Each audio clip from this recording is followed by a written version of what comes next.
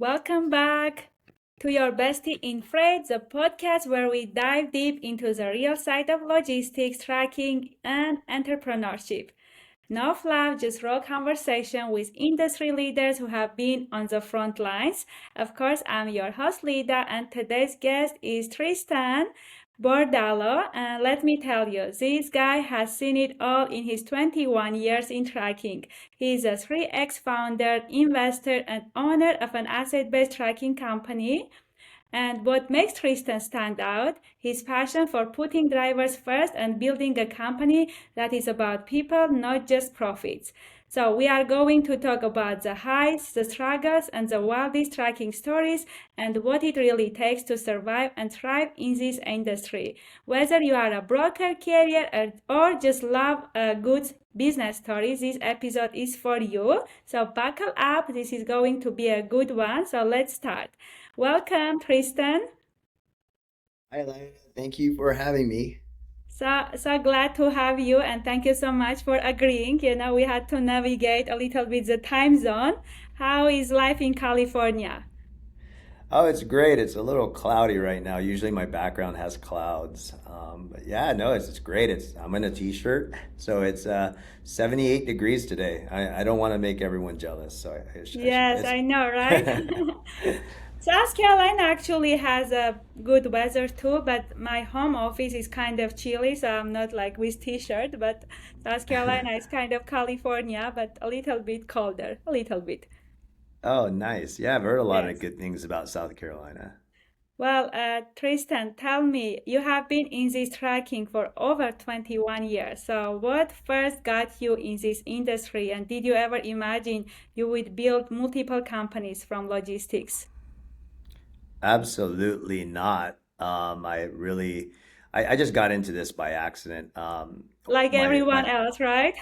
Yeah, my friend's dad actually owned a brokerage, and he owned LTL, which they resold rates. And back in 2004, I graduated college in 2002, and I really didn't know what I was gonna do. I worked for homestore.com, which is realtor.com, and did sales. So I've always been in sales, but I really just didn't like I didn't know what I was gonna do. So I just asked my friend, and he didn't know what to do after I got laid off. And so we started working for his dad. And I Okay. really fell in love with the idea of just being able to get your customers and having them for life. And just as long as you service them, and it's an industry that you're constantly solving problems for. And LTL has all the problems in the world. I mean, it's a lot more difficult than full truckloads. So in 2009, I was just so sick of and tired of all the LTL problems, and I said, man, maybe full truckloads are better. So I had the agency with Covenant Transport. I started that for Yes. 10 years and just learned the full truckload side of everything. So, and that after that, I just ended up buying my own trucks in 2018, at the end of 2018, and then started a brokerage as well, all on my own. So it was all 100% me without any agent model, because it took me a while. It took me about 16 years to have the confidence to say, okay, I could actually do this myself. I don't need any more. I don't need any other partners. So I just went and I did it all on my own. So it's been an awesome ride, and I love this industry because there's always a problem to solve. Yes, that's amazing. So, owning an asset-based tracking company, we all know that's a huge challenge and headache and, as you say, problem. So, what has been the hardest lesson you have learned as a tracking company owner? Well, first of all, I just want to start by saying, yes, it's absolutely hard, and I didn't do it to become rich, to have all this money. I did it because I wanted to service my customers better. And Yes, because I realized that as a brokerage, and I'm going to get back to your question, because as a brokerage, you don't really have capacity. You have capabilities to get capacity. And a lot of the times I got it confused that I was selling capacity when really I'm selling capabilities. But when you own yes, your own truck, there's a big difference between capacity and capabilities. And so, that in itself was where I said, okay, I'm going to get these trucks and learn about it, and yes, and actually provide the real capacity that I'm really selling, not just yes. capabilities. But boy, did I not know what I was thinking. It is so hard to have a trucking company. I mean, there's not just uh, I mean, the idea of everything that's happened in 6 years and 6 months now of owning this, I've kind of seen the bad side of trucking. Like that's where it actually is the most painful part of owning a truck, right? Like you can't control other drivers on the road. You can't control all of the obstacles that your drivers hit or run into, all the problems of the equipment, just everything. There's like a problem every single hour. You're just Yes. really, and as a broker, you're only worried about one way. As a carrier, you're worried about the whole coming back home, your How driver, many tracks you have, Tristan, now? 40, we have 50? eight. What's Eight? that? Yes, Yes, eight eight. tracks. Okay. Eight trucks, eight Right. trailers, and Mm-hmm. we also we had owner operators in the beginning, so Mm-hmm. I had up to 18 at most, and they were owner operators. But I'm in California. It's hard to have owner operators now, so you got to really grow responsibly, and Yes. that's what we're doing. We're trying to get to 15 by the end of this year. Nice. That's a good Yeah. goal. So are they drive-ins? Yes, all drive answer. Mm-hmm. Yep. So tell me about the mission that you mentioned that you want to put drivers first because that's, the hook that grabbed my attention because I was also a truck driver before. So what inspired you and how you are making it, in reality? How do you make difference for drivers? Well, when I first started the company, that was drivers in mind. That was my number one vision. And the thing is, because I know they were the first to represent the company, regardless of who it is, whether the customer or my trucking company, it was always the driver that the customers see first. So I said, Mm-hmm. okay, why don't I just start backwards and take care of these drivers and see what I could do. So funny thing is, I've approached when my first three drivers, I kind of promised them that I was going to change their lives because I didn't know any different, right? Like I just thought I could get these loads. I had this account that does all the, drop and hook. It was perfect. It was like the perfect lane, but it was a lot harder than I thought it was going to be.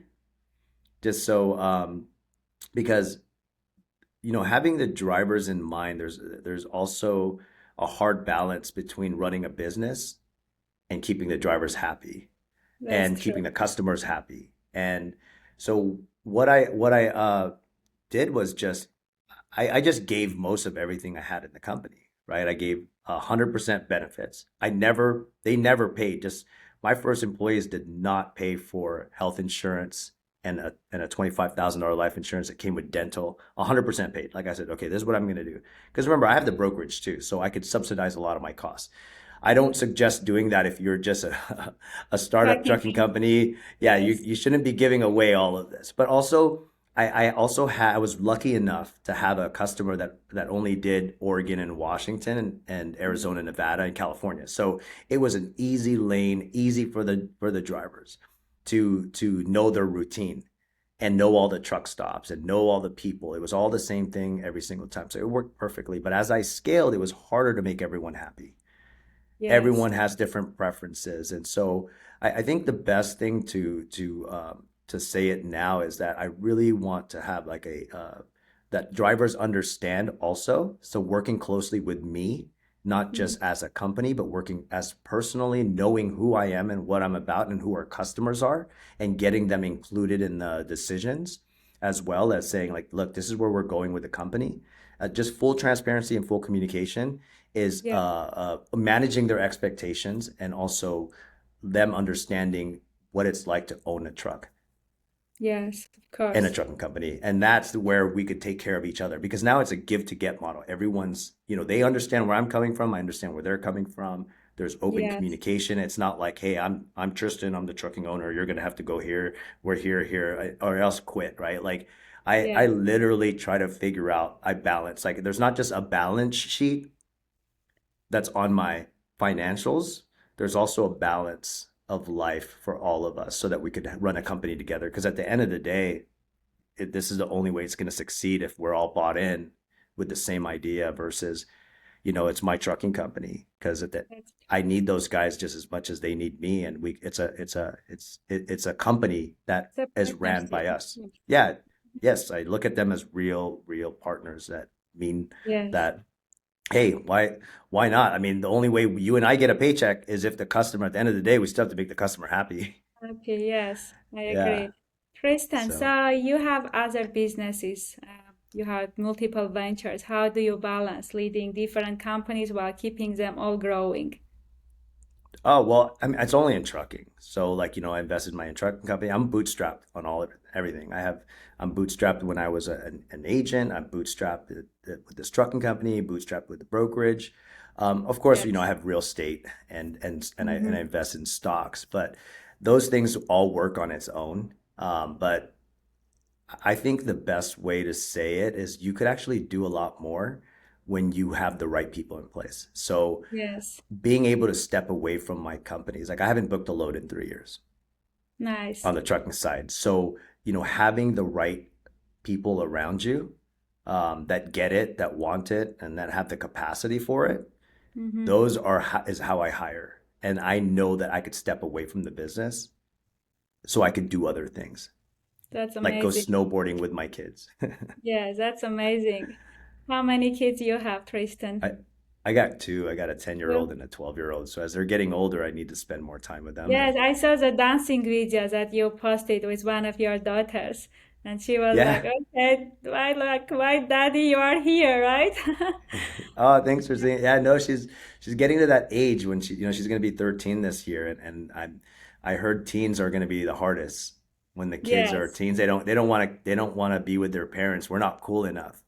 So yes, I always thought I was a cool dad. So I try to embarrass her as much, but it's like now I'm not even allowed to go in her room at 7:30 in the morning. After 7:30 in the morning and after 8:30 at night, I'm not allowed to just like it's crazy that when they're older, they don't want to hang out with you anymore. So, yeah. some stories in LinkedIn, the way kids call their parents, and it is funny at the same time, but also it is very scary because my kids are still younger, so I'm getting prepared mentally, what to expect. But Yeah. yeah. They're gonna separate from us soon. So, yeah. Mine also girls, they are 4 and 6 years old, so Oh, I have a getting 10-year-old old. and a 12-year-old. So the 12-year-old's a girl and a 10 is a boy, Holden. So Oh, yeah. okay. Nice. So, Tristan, tell me, getting back to our logistics conversation, you said that you were with Covenant Transportation, right? So, what Yes. skills or strategies did you take from that experience? Also, did you have a non-compete? Were you able to bring your customers with you?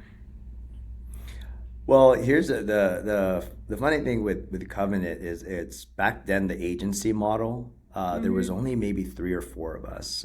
There was not a Mm-hmm. lot of agents, and I wanted to pick Covenant as because they didn't have like a Landstar where they have like every corner Yes. had a Landstar, but they were very. What I liked about them was getting to work closely with their management team and their support. And Okay.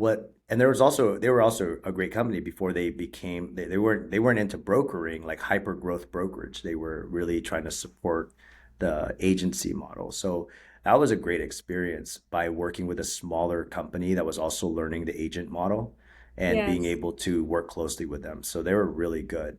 I did have a non-compete because I had a partner, or back then you'd have to have an X amount of revenue, which was you'd had to have $1 million in book of business, and I didn't have that. And I had to partner up with a partner in order Yes. to have that agency. So I had a partner, and I had a non compete. We Mhm. grew that thing for in 10 years, and the good thing about it is when you start a trucking company, it's completely different from brokerage, right? So it's not the same company. So I was able to start the carrier side with no non-compete. On the brokerage side, it was okay that I did have a 1 year non-compete with my partner and Covenant. I didn't go after those accounts, but I was able to go after another set of accounts because Covenant did not go. They're a Christian company, so alcohol was not something we hauled. So I Yeah. just being in California, I called all the wineries and started getting wine accounts. Yeah. That was my brokerage. You know, I was like, okay, well, if I can't make money with anything else, I might as well try to do it with wine. So yeah, and there's a Yes. lot of business out there. I didn't have to really go after everything again. So it's like Mhm. it's pretty and it's pretty cool when you have your own trucks. Like you have a way to get in. It is easier Uh, to sell. it's a lot easier to sell Yes. capacity than no disrespect, but capability is almost like lying about your capacity and then posting it on the load board, and then you know, you're really faking out the customer thinking that you have all this capacity, but you're selling your capabilities, which I don't no longer feel that way. I provide true value to what I'm doing where I have capacity. Yes. Well, that is definitely a strength to have your own assets. So, Tristan, tell me, you are part of this community organization, EO, in Los Angeles. How has that community helped shape your approach, or how did it help you, or how did you help others? Tell me more about these organizations that you are part of it. Oh, I love Entrepreneurs Organization. We have a worldwide reach. It's the reason why I landed on LinkedIn. It gave me the Mhm. confidence to, as an entrepreneur, you're always working in your business, and Yeah. then you don't know any other way. So instead of hanging out with, you know, logistics, I just wanted to, experts. I said, you know what, it's great to hang out with those people too, but how do the people that are actually running big businesses, how do they step away from their business and Mm-hmm. how do they run their current businesses and how their strategy for growth? So it's the person that I've had to become. Yes. It's always, we all know how. We could say, how do I make $1 million? How do, or what do I do to make $1 million? But what no one really talks about is who. Like, who do you need to become to be Yes. that person that could run $1 million business, or can run, or could grow to $10 million?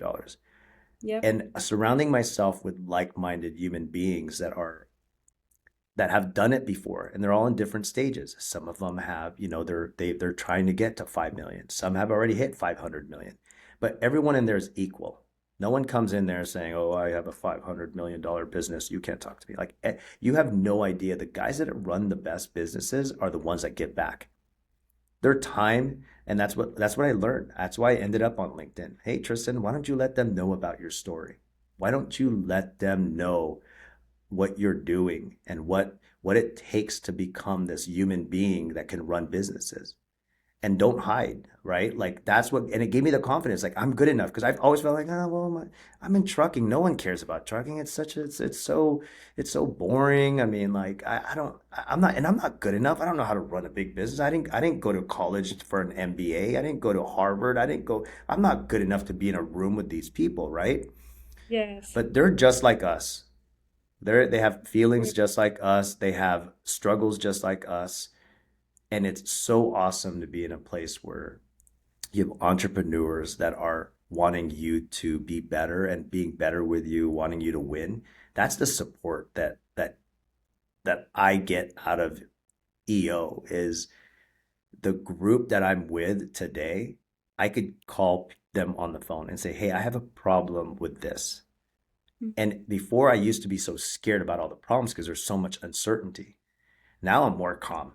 Like, boom, I know exactly what to do. There's so much clarity, and there's so much more, like, yeah, like before, if there was a problem that I would have, I would really panic because I'm thinking about this ahead of time. I'm trying to fix everything. Now I just go, oh, you know, works out. Let's see what's going to happen, and get the experiences of others, and helps you navigate running a business. And that's why, like, I see guys, and being part of Los Angeles one is, it's one of the biggest chapters. There's a lot of money here, right?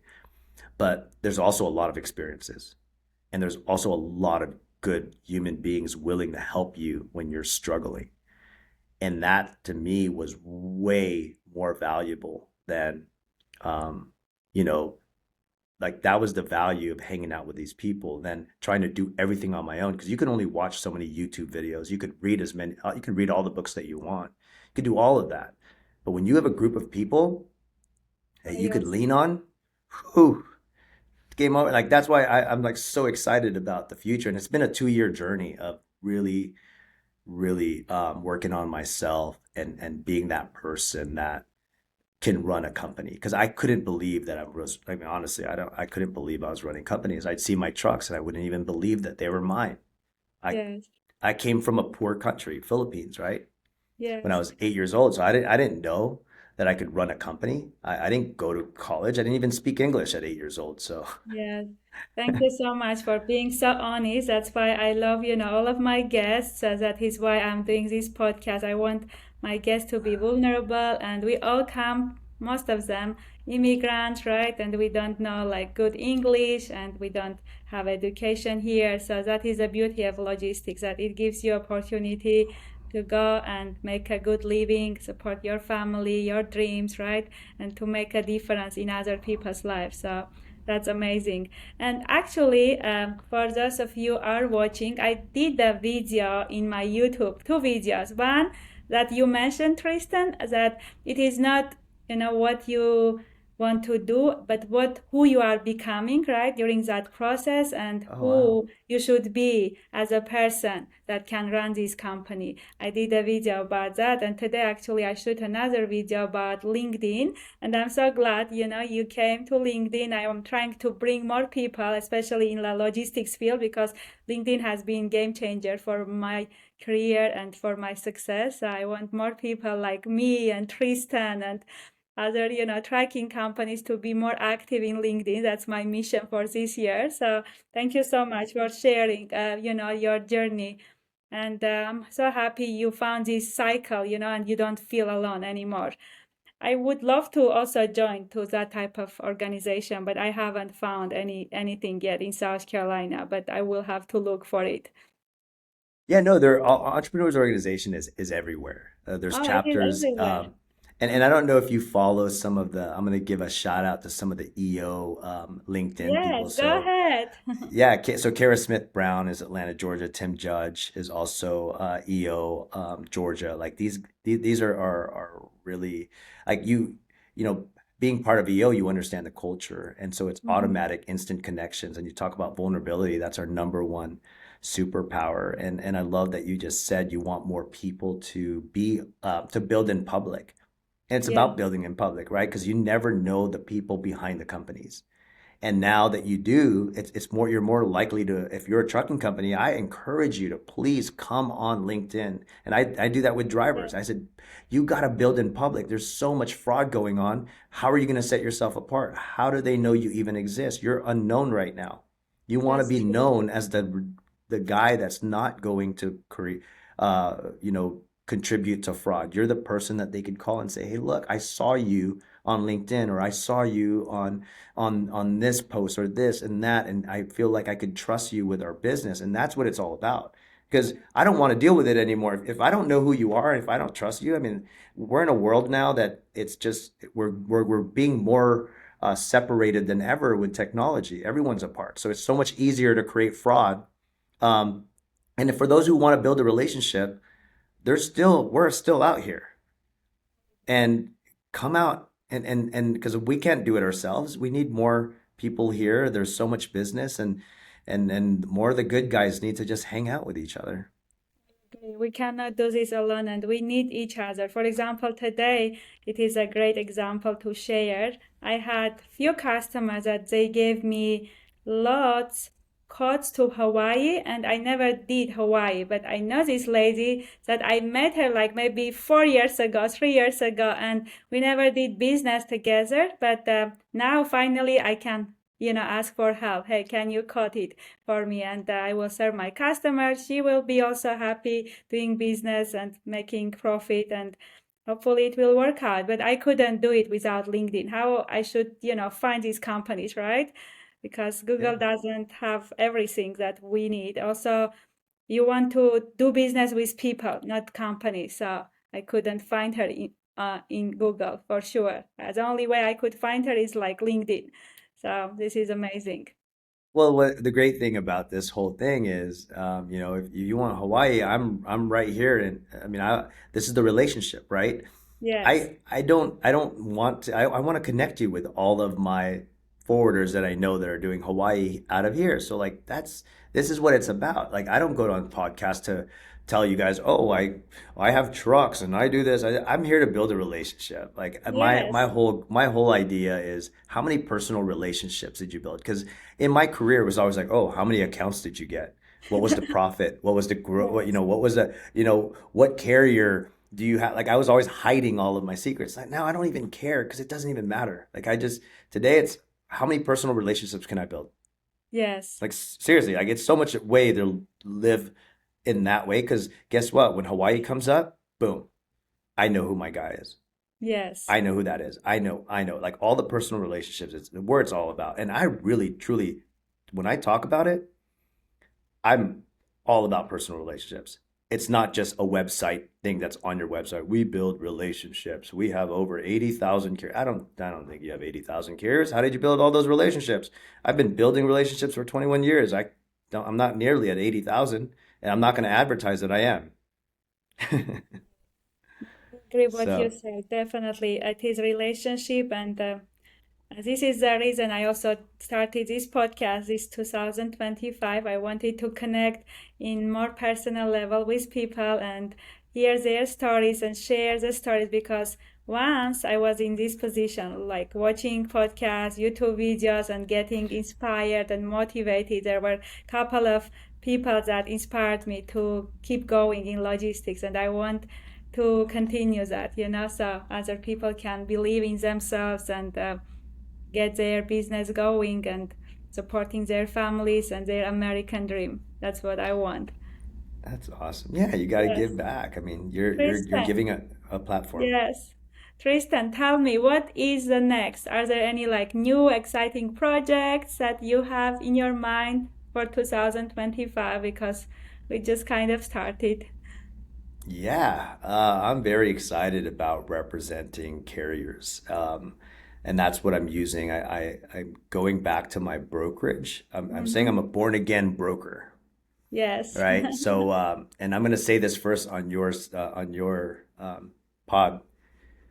Carriers are the way, the truth, and the life. No freight cometh to the dock, but through carriers. That's something I made. It's broke. This is I'm tracking Bible, right? Yes, yes, it's from John 14:6. Okay. But I use it because it's like it's literally I'm a born again broker. Like what I've seen in owning these trucks, like these are the guys that are going to be left behind.